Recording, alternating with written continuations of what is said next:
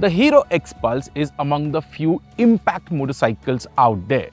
It gave Indian bikers a taste of adventure, a taste of dirt, and unlocked a whole new world of motorcycling for them. The X Pulse is among the most popular off-road motorcycles out there, and Hero has sold over 3 lakh units. But the OG X Pulse was showing its age and needed an update. The bike in front of me is the new X Pulse 210. Now you might wonder, just 10cc more? And you wouldn't be wrong. But Hero claims that the improvements made on this new motorcycle is way more than the 10cc increment. So how good is this new X Pulse 210? Let's find out.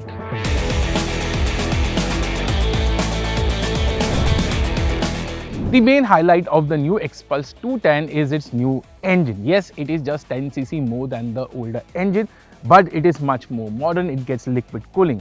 The nature of this engine is very free revving. It likes to rev. It has a very strong mid and bottom range performance. So if you can ride this motorcycle in third gear in city traffic, the motor just chugs. There is no use of requiring to shift gears, which is the case with the older X Pulse. But the biggest problem with the X Pulse 200 was the highway performance. Have Hero managed that? To a certain extent, yes. The X Pulse 210 does higher speeds. You can do speeds around 120, 125 kph rather easily. You can sustain those speeds also. But there is one big problem, and that is vibrations. At those speeds, the engine feels very vibey. You can feel the vibrations on the handlebar, on the seat, on the fuel tank. So yes, the X Pulse 210 is faster than the X Pulse 200, but the vibrations are there. And in terms of touring, it could have been a better tourer, but the vibrations kind of kill the vibe. Now the question comes, why not the X Pulse 250? And here's the answer. Hero engineers informed us that the 210cc engine development started much before the 250cc engine was worked upon. In fact, the X Pulse 210 was supposed to be launched earlier, but COVID delayed the plans. I personally feel that the 250cc engine will be a great fit on the X Pulse 210 platform, as it will improve highway performance tremendously.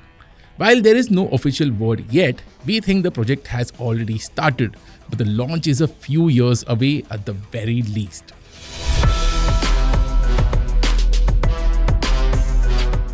The X Pulse 200 was always a great off-roader, and the two key aspects were, first, its lightweight nature, second, the weight distribution, which gave it great balance.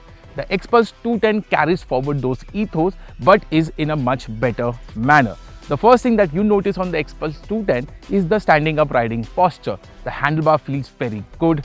The foot peg position has been repositioned. It now sits below the rider's butt. So when you're standing up on this motorcycle, it feels very natural, thereby giving you more confidence.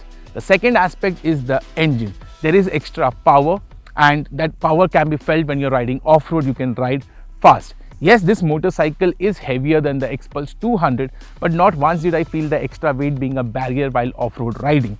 The second aspect is the extra pull. I was riding off-road on an inclined surface. I stalled the motorcycle. So even though I was in second gear, I could manage to pull the motorcycle. The X Pulse 210, in my opinion, is a more beginner-friendlier motorcycle even compared to the X Pulse 200. And despite my limited off-road riding skills, I had great fun on the X Pulse 210.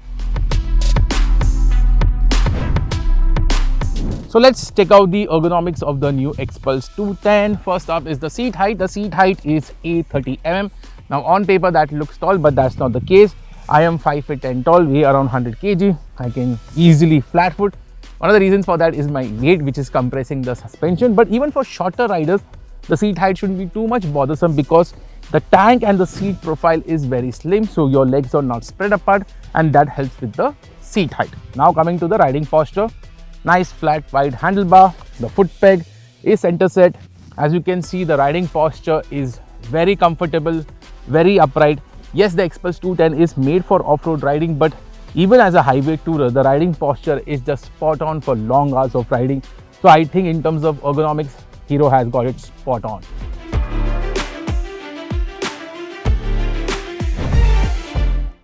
The styling of the bike is similar to the X Pulse 200, but the new bike looks bigger in proportion than the older bike. I'm a big fan of the azure blue shade, which seems to be inspired from the Honda Africa Twin. The fuel tank shape is different and the radiator shrouds make the bike look premium, while the center panel and tail section is slimmer than before. Another interesting addition is the TFT screen on the top-end variant. The display size is good and the layout is easy on the eyes. The various details can be toggled through a new switch cube on the left-hand switch gear. The Xpulse 210 also gets 3 ABS modes, and as mentioned before, you can disengage ABS on both the wheels. A neat addition is a grab rail below the headlight. Now this has been added so you can pull the bike from the front if you're stuck while off-road riding. A very clever addition from Hero.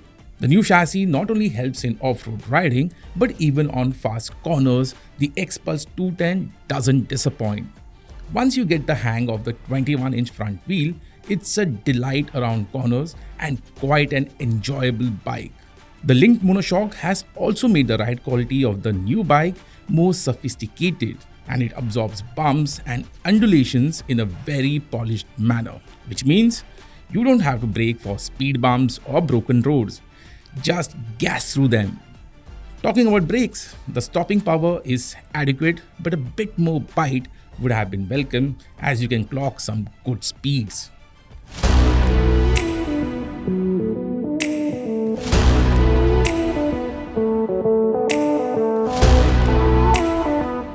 So what's our take on the new Xpulse 210? Well, it's a decent effort, but it is not a wow motorcycle that we were expecting from Hero.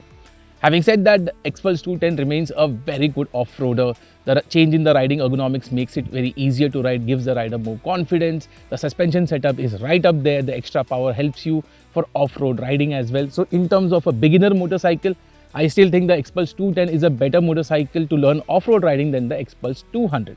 Now coming to the performance, yes, this is faster than the Xpulse 200. You can do speeds around 120 kph, but as I mentioned before, the vibrations are so omnipresent that limits the Xpulse 210 from becoming a proper tourer, which was the expectations with the new motorcycle. Having said that, the Xpulse 210 is coming at a good price point.